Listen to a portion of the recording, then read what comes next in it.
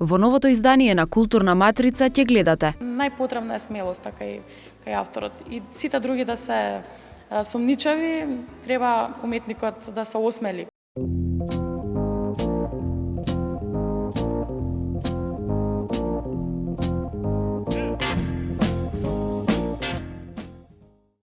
Ангелина, ова интервју го правиме еден ден пред отворањето на твојата прва самостојна изложба, меѓутоа одлично се поклопува денот на отворањето на изложбата со емитувањето на ова интервју, некако ќе можат гледачите да го погледнат на ТВ24 вести, а потоа да дојдат да ја погледнат и изложбата. Така што одлично и случајно се поклопија овие две работи. Првото прашање е нека биде како се чувствуваш сите овие денови додека се подготвуваше изложбата, додека ги закачувавте овие слики во музеот на град Скопје? Фала за поканата што дојдовте да најавите изложбата. Тоа ќе биде супер за тие што сакаат да дојдат и да видат накратко како изгледа кога е музеот празен, без гужва. И јас се чувствувам одлично затоа што ја имам приликата сама да изложувам овој пат во музеот на град Скопје и тоа ми е особено чест и драго. Конфузно, збунето, тотално, сигурно дека има и такви чувства помешани. Тоа повеќе го забележуваат пријателите што се околу мене, ми кажат смири се, супер е, добро ќе биде, одлично.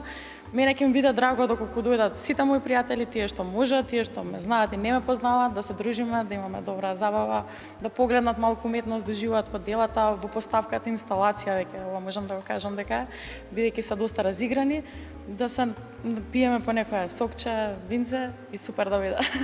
Колку слики содржи оваа изложба? Кога се работени овие слики? За каква техника станува збор? Значи општо за делата, испадна 17 дела, 17 одат во јавност, значи изложени се во музеот, веќе поставени во една разиграна форма, значи во движење, не се конвенционално музејски поставени, што особено ме радува, бидејќи дополнително даваат една енергија на посетителите и на гледачите. Инаку и форматот, обликот на самиот носач е во форма на круг, што го поврзувам јас со инспирацијата за делата, бидејќи насловот е криптолити, всушност тоа се камења кои што јас претходно ги истражував, односно влегов во структурата внатре во нив и главната инспирација од тој фасцинантен свет што се крие внатре во самите камења. Така што тубусот на самиот микроскоп е во форма на круг, па затоа дојде идејата и делата, форматот да биде во форма на кружен. Материјалите, интересно што се разновидни, значи од сликарски до несликарски материјали. Добро, во денешно време тешко е да се направи некоја посебна граница што е тоа сликарски, што не е сликарски материјал. Значи застапени се од акрил, претежно акрил, значи како боја главен медиум. Медиумот исто така интересен бидејќи акрилот не го мешав со вода, како што е обичај, туку најдов еден медиум од градежништвото што го употребив и што дополнително ги смени својствата на самите бои, на изгледот, добија сјајност, пастуозност, структура, релефност, длабочина, што беше исто така експеримент и за прв пат тоа го употребив тука во овие дела. Материјали други што беа употребени беа од природата, користени од дрва, гранки, листови, па се до смоли, шелак смола, епоксидна смола, до предмети најдени околу мене. Значи, сето тоа што ме инспирирало, што било во моментот, е употребено за создавање на делата. Работени се во периодот од една година, значи последната година, паралелно со други работи, јас што работам на други проекти, и работев и овие дела. Значи, наградата е добиена 2014-та, Борко Лазевски, за тоа може да спомнеме подоцна. Од каде таа, да наричаме, љубов и интерес за анализирање на каменот, од каде сето тоа стигна до дури една ваква прекрасна изложба со вакви дела кои што претпоставувам дека ќе го делат впечатокот со мене оние кои што ќе дојдат да ги погледнат, дека навистина делуваат како да се фотографија, а не нешто работено со рака. Кога почна да се интересира за ова? Секако дека има поврзаност и ништо не е случајно. Можеби подсвесно сега ми дојде таа инспирација, што беше многу одамна. Тоа е контактот со мои роднини, односно мојот дедо, кој е познат геолог и литературен критичар Југослав Павловик. Тој има една од најголемите збирки во Македонија на минерали и на камења и тој долги години истражува, собира камења и се занимава со таа професија. И нормално дружењето, контактите направи уште од многу мали години да се заинтересирам, ме привлекува, ме фасцинира, бидејќи за мене тоа што го кријат камењата е некој вид на уметност. Она што не обкружува околу нас, што е природата, кој има во едно обично сиво камче што ние го газиме, го шутираме. И што е многу интересно. Така што тој допир прв со камењата беше уште од многу мали години, подоцна се развија да се продлабочи идејата да се влезе со микроскоп, со сонда натре во камењата и тоа негово истражување заедно нормално го споделивме и мојата инспирација беше да создадам слики кои на еден личен начин ќе ги доживеам од тоа што јас сум го погледнала внатре, скроз слободно, значи фотографијата тука и не би можела да ја спомнам бидејќи се дури експресивно работени, но се е тоа со повторно ќе кажам некоја контролирано движење, емоција, одреден вид на интелектуалност повторно превладува. Значи не е ништо тука случајно фрлање и стурање на боите, туку јас сум главниот режисер и јас диктирам што сакам. Тоа мојата замисла да ја представам во делото. Од каде љубовта кон ликовната уметност и прашање од аспект, мислам, кој што би сакала да го одговорите од аспект на млад уметник, како се пронаоѓа оној правец, оној стил на цртање, како понатаму ќе се движи кариерата на еден млад ликовен уметник? Како дојде до тој момент дека еве буквално е ова тоа што ќе го работиш? Така. Па главната одлука беше во 8 оделение, кога требаше да се одлучам. Дали тоа некое чувство, некој едноставно ве понесува талентот и образованието или е одлука седнувате и одлучувате дека ете сакам тоа да го работам? Па јас бев категорична, реков или уметност или не одам никаде. Претходно исто така посветував доволно време на учењето и ми оде и математика и хемија, биологија, но не знам, во мене веројатно имаше некој порив и некоја огромна желба, што бев децидна и реков или на уметност или ништо друго. Инаку љубовта, па добро и тука можам да кажам дека влијаеле различни фактори. Повторно фамилијата, бидејќи нормално како дете раснеме со нашите, со родителите, баби, дедовци. Мојот дедо е академски сликар и еден од првите конзерватори и реставратори во Македонија, Спасе Спировски. И другиот исто така се занимава со книжевност, Петар Костов. И растањето... Дедовците биле клучни. Да, дедовците, секогаш ми одеше подобро со дедовците дружбата. Тоа е интересно, бидејќи они беа навлезени во тој креативен свет. И поминатото време со нив едноставно беше незаборавно. Секогаш учев нешто ново, интересно, како дете. Значи не беше тоа одлучување за професијата, затоа што тука е добро за тебе, има добра перспектива или значи беше лично чувство на едно исполнување и тоа е многу битно, важно да се спомена бидејќи и понатаму во текот на образованието секогаш со љубов одев и ги посетував тие школски часови што понекогаш знаат да бидат нели за студентите досадни, напорни, поинтересно излегувањето и така натаму. Тука едноставно уметноста стана како нешто со мене. Живеев од сабајле до вечерта заедно со колегите, со сликањето, со работата и тоа беше еднакво на најдобрата дружба, забава. Како го избра својот стил? Така. Па јас уште од почетокот на работата, значи на сликањето, добро, не работам само и слики, нормално и други работи, што се во ликовната уметност, никогаш не сум сакала да биде, тоа е тоа и така ќе работи Ангелина.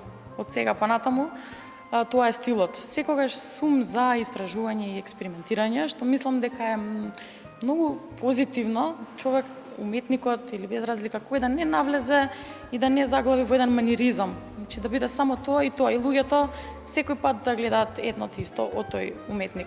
Туку мислам дека истражувањето и желбата за експериментирање од формати, медиуми, теми и така натаму, уметникот треба да биде отворен и да сака да експериментира.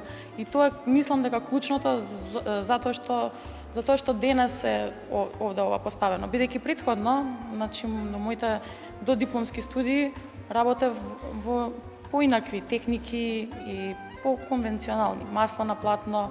Сега има некој чекор каде што е напуштена таа фигурација, класичниот медиум е исто така напуштен, така што има некој скок и разлика во тоа што било претходно. А се надевам дека ова нема да остане на овие дела вака, туку веќе во глава имам некои други замисли и проекти што сакам значи да проложат и да се менуваат. Така што, па зашто да не станат на крај сликите и тродимензионални, па да излезат и во простор, па да се поврзат и со скулптура, и со филм и така натаму. Значи, што поголема слободата, колку е помал стравот, да направиме нешто, така треба да биде сега и тоа ќе го правиме. Мислам дека треба да биде најпотребна е смелоста кај авторот. И сите други да се сумничави, треба уметникот да се осмели. Па тука никогаш нема да биде категорично добро е или лошо е. Секогаш ќе има поделени мислења. Одлично кажано. Ја спомена претходно наградата која што ја доби минатата година Борко Лазевски. Самото име на наградата претпоставувам дека многу им значи на нашите гледачи. Претпоставувам дека ти значи и тебе. Меѓутоа, Еве, колку ти беше важна, дали представуваше поттик за и представуван или поттик за понатаму уште повеќе да се трудиш, уште повеќе да се докажуваш? Колку ти е важна приватно, лично оваа награда? Така, па мене секоја награда ми е посебно важна, бидејќи ми дава уште повеќе стимул и ме охрабрува дека треба да не се откажувам никогаш. Тоа е плюс нешто, а поготово Борко Лазевски, бидејќи се случи таа награда пред дипломирањето и јас бев зафатена со сликите, со подготовките за дипломската, кога одеднаш ми кажа: Ангелина, ти ќе имаш изложба, спремај се, ќе ја добиеш наградата Борко Лазевски. Така реши факултетот и музеот на град Скопје.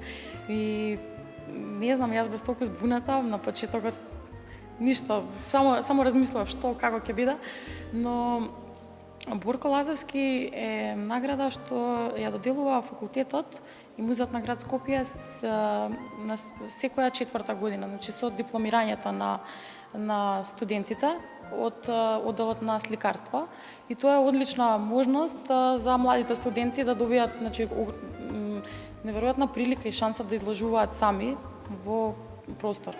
Значи, претходно сме правели групни изложби и така натаму и руколони, но ова е сепак голем чекор да се осмели уметникот што пред една година бил студент да изложува сам. Така што голема благодарност и многу ме радува тоа што оваа година јас ќе имам можност да изложувам. Им посакувам среќа и на наредните генерации и ги поддржувам со наградата дека навистина им помага на младите уметници, посебно во тој период кога се изгубени, лутаат, сега завршивме факултет, што понатаму оваа награда возможува со самото дипломирање веќе студентот што е одбран за наградата да има нареден проект, што може да се концентрира, фокусира и да продолжи да се занимава со уметност. Дел од своето образование го имаш поминато, еден краток период имаш поминато во Италија. Каков е пристапот кон уметноста од една страна од аспект на образование, меѓутоа од друга страна кон доживувањето, живеењето со уметноста овде во Италија? Веројатно првото нешто што ни паѓа на памет ние кои што не сме до толку поврзани колку тебе со ликовната уметност е тоа дека таму многу повеќе се цени, многу повеќе се почитува и таа традиција е многу подолга, меѓутоа еве твое едно гледање, како ја доживуваме ние овде во Македонија уметноста, како е таму во Италија, каков е пристапот? Така, најпрво ќе кажам дека јас се запишав на факултетот за ликовни уметности тука во Скопје и планирав тука, нели, континуирано да ги посетувам студиите, но си отвори една можност, шанса во втора година да заменам за Италија. Тоа беше проект стипендија од Американската фондација Пол Гети. И во тој период, како исклучително млад човек, значи уште помлад од сега, уште што го нема најдено својот пат, да отиде во една земја каде што уметноста е главна и нови луѓе од различни култури, спои, цивилизации, беше многу интересно. За уметноста конкретно, па видете, во Италија е интересно тоа што е на прв момент ми текнува, е тоа што за уметноста не се фокусира, тука можам да кажам, концерти, изложби и така натаму, само во главниот град, например, или во поголемите. Туку интересно е што целата земја представува една неоткриена, не само за природните убавини, тоа го има и во Македонија, тука сме, значи, тоа е така, но, например, во некои непознати села, градчиња, населби, каде што не очекуваме дека може да има и дури некој супермаркет поголем, едноставно се отвора некоја врата и внатре се крие некој галериски простор, современ, опремен добро, каде што изложуваат современи уметници и врвна уметност. Значи, многу неочекувани работи во таа смисла и во тој поглед. Нормално и луѓето од помали години мислам дека се едуцираат, поготово не само за уметноста општо, и тука исто постои, сите имаме и ликовно образование, има и уметници што работат, можат луѓето да се инспирираат, но таму се посветува повеќе внимание на она што се случува денес во уметноста. Што мислам дека е супер идеја да се воведи тука, значи младите деца уште од млади години да бидат запознаени со тоа што се случувало во модерната уметност, па и тоа што се случува денес. Битна е историјата тоа што било со векови поназад, но за да се разберат тековните случувања, например во Македонија, што уметниците сега работат, треба и едукацијата да биде застапена. Значи за тоа сега што работат уметниците и авторите. Така што тоа ќе го кажам како еден совет, тоа што јас го сретнав. Инаку посетености тука има изложби, луѓето работат, се поддржува уметноста и таму исто така. Дали е перспективна професија да се биде уметник во Македонија? Така, па видете, за уметноста е наш. Можеме да зборуваме за професија од која што буквално се заработува и се живее, или зборуваме за некое многу сериозно и професионално хоби кое што сепак не заработува доволно и бара уште една работа да има уметникот. Како гледаш на ова? Па јас сум се уште млад уметник, значи се уште не сум влегла во тие води премногу за да живеам сама од уметноста, но секогаш, како што велам јас, доколку човекот кој одбрал тоа што вистински го сака, не се откажува, упорен е и го работи тоа што го исполнува, секогаш ќе се најде време, начин, можеби не одма, можеби после повеќе години, но ќе се исплати. Сега за материјалното, значи за парите, во уметноста е широка област. Значи, можат и други работи да се работат, па да се најдат материјали, средства, па да се вложат во некои уметнички дела, проекти, но како што реков, секогаш ќе се исплати. Можеме тука некаде да го споменеме и оној втор дел, ако можеме на делови да го делиме, да ја делиме твојата професија, конзервирањето и реставрирањето. Во моментот ќе ме поправиш доколку погрешам, во моментот работиш на една од најзначајните, она што треба да стане поим за таква црковна уметност кај нас, црквата Перивлепта во Охрид. Која е разликата меѓу личните дела, каде што го кажуваш она што ти го чувствуваш, ти го мислиш, она што сакаш да и го доловиш на публиката која што ќе дојде да го види тоа дело, и разликата со она што кога пред тебе имаш дело на некои врвни познати или непознати мајстори што го има предзнак од културно наследство и сепак треба огромна одговорност за тоа што ќе се сработи, да не стави премногу личен подпис, туку едноставно да биде она што било претходно. Така. Да, јас сум веќе втора година, значи во втората година како што работам на проектот реставрација и конзервација на црквата Богородица Перивлепта или Стариот Свети Климент во Охрид. Таа црква е многу битна, бидејќи таму работеле едни од најзначајните мајстори, Михајло Евтихи, црквата од 13 век и фреско живописот, значи дзидното сликарство. Затоа и поради незината значеност црквата е заштитена од УНЕСКО, така што веќе имаме слика за каков објект од културното наследство станува збор. Јас како нов, значи почетник во оваа област, сега работам заедно и ми помагаат и шефови и екипата за да направам споредба. Па конзервацијата, самата тоа што е културно наследство, тоа е наука, таа се изучува, тука цело време мора да постои една етика и однос према фреско живописот и не дозволува експериментирање, лични желби, значи мора да се почитуваат одредени правила. Но сепак и од таа работа многу се учи и помага во сликарството и во уметноста тука. Така што има поврзаност, но е многу поодговорна. Добро, одговорноста е различна, тоа и го кажав и повторно ќе го потврдам. Тука во уметноста, во ликовната уметност, авторот останува пред се, треба да остане доследен и одговорноста е лична, че доследен на своите мисли и чувства, а во конзервацијата и реставрацијата на државата, на наследството, на почита према тоа што старите мајстори го оставиле во нашите раце. Инаку поврзаноста исто така да ја наречам конкретно со оваа изложба е тоа што како што реставраторите и конзерваторите откриваат нови фрески, тука има станува збор во сликите едно друго откривање на едно лично задоволство, што мене ме исполнува во чинот на сликање и на работење. Така да можам овие две работи да ги споредам како буквално идентични. Значи, тој чин на откривање што го има авторот, уметникот од една страна или конзерваторот, поставувајќи се себе си како конзерватор и реставратор, мислам дека возбудата е подеднаква. Спомена дека од конзервацијата и реставрацијата многу учиш. Што е она што го имаш научено, а понатаму ќе го преминуваш кога работиш своји дела? Од конзервацијата и реставрацијата.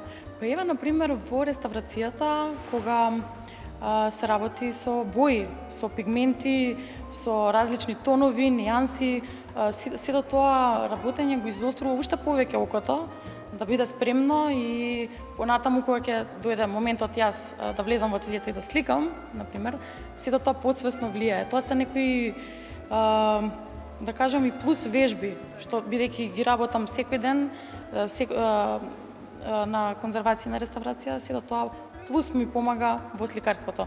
И обратно, тоа што експериментирам во сликарството помага таму да бидам повешта и како сликар да соодветно да се снајдам во дадениот проблем и ситуација што го пружа дзидното сликарство. Би рекла дека тоа е наука, реставрацијата е наука, твоите лични дела се свој вид на слобода, така? Така и изјави пред неколку дена. Па да, конзервацијата и реставрацијата е наука, но е доста поврзана со уметноста. Значи, поврзаноста е токму во употребата на боите, на сликањето, на таа прецизност, на смиреност, што уметникот ја има и треба да ја пренесе таму. Но наука, бидејќи се изучуваат конкретни работи, точни закони, правила, има догми, а за разлика од уметноста која, јас велам, според мене е на огромна слобода. Предпоставам дека оваа изложба е едно големо парче од твојата лична слобода. Иве да ги поканиме гледачите да дојдат да ја погледнат изложбата, да им кажеме до кога е отворена, кој е тој период кога што ќе можат да дојдат да ги погледнат овие дела и зошто да дојдат да ги погледнат. Многу неблагодарно прашање, меѓутоа ето морам да го поставам. Значи, како млад автор, кој еве прв пат вака настапува сам јавно, ќе ми биде особено драго и мило доколку ме поддржат луѓето и дојдат и заедно да ја отвориме оваа изложба, заедно да се подружиме и да се запознаеме пред се, затоа и би ги повикала да дојдат. нормално да ги погледнат делата и да видат што во моментот Ангелина ја окупира и што работела изминатите година дена. И нормално ќе ми дадат стимул за и понатаму да продолжам да бидам еден мал дел од уметноста во Македонија. До кога ќе трае оваа изложба? Изложбата трае 2 недели. Отварањето е утре, 16 октомври во 20 часот во првата сала на Музеот на град Скопје и ќе трае наредните 2 недели, тоа е крајот на месецот октомври. Ти благодарам за овој навистина искрен и спонтан разговор и ти посакувам уште многу прекрасни дела и многу изложби. Ви благодарам и на вас што еве одвоивте време и дадовме еден фокус на уметноста и продолжете да ви бидат клучни теми исто така сегментите од уметноста, ликовните уметници, па и другите сфери, бидејќи културата и уметноста е значаен фактор за едно општество и за државата.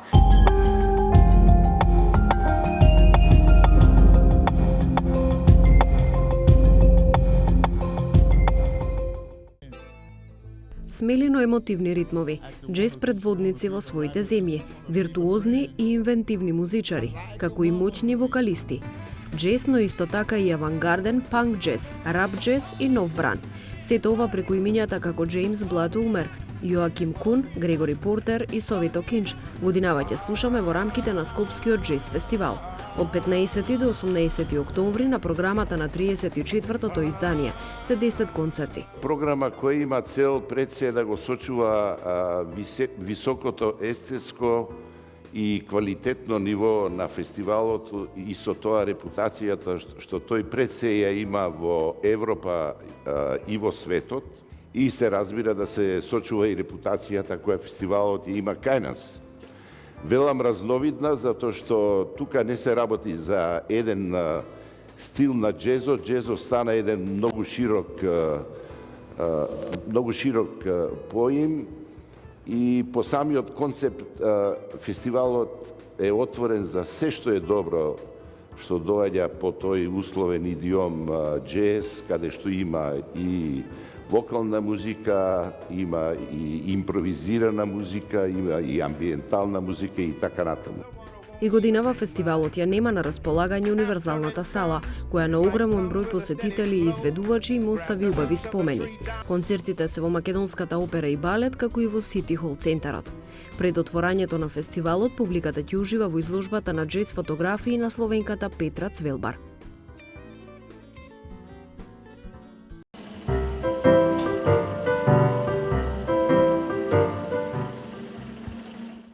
Славниот драмски писател, оскаровецот Том Стопарт и нобеловката Херта Милер дојдоа во Скопје за да ја примат годинешната награда Табернакул, која им ја доделува истоимената издавачка куќа.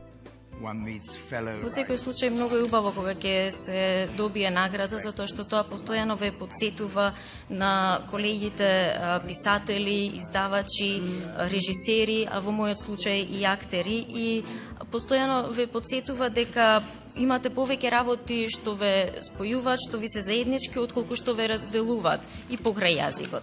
За мене она што ми преостанува е пишувањето. Јас кога пишувам, едноставно пишувам. Не мислам на наградата, туку едноставно пишувам. Тоа е една рецепција со самиот себе си. Пишувањето ви е оставено навам. Книжевната награда Табернакул се состои од бронзана скулптура изработена од академскиот вајар Горан Стаменков. Лауреатите исто така добиваат и златник од Книжевната академија Табернакул, како и паричен износ од 5000 евра. Изборот на годинашните лауреати е со одлука на жирито во состав: Ферит Мухич, Горан Стефановски, Венко Андоновски, Цветан Враживирски и претходните добитници на оваа награда: Милан Кундера, Љубивоер Шумович, Орхан Памук и Виктор Ерофеев.